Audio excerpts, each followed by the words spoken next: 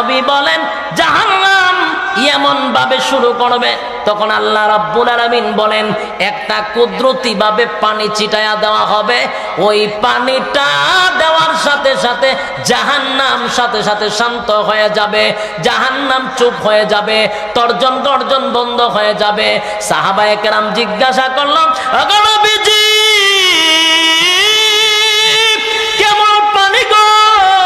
এটা কি জমজমের পানি নাকি হাউজে কাউসারের পানি নাকি? আল্লাহর নবী বলেন না সাবিরা না, এটা জমজমের পানি না, হাউজে কাউসারের পানি না।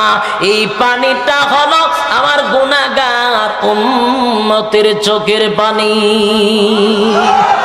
একটা জবান বন্ধ রাখবেন না সুবহান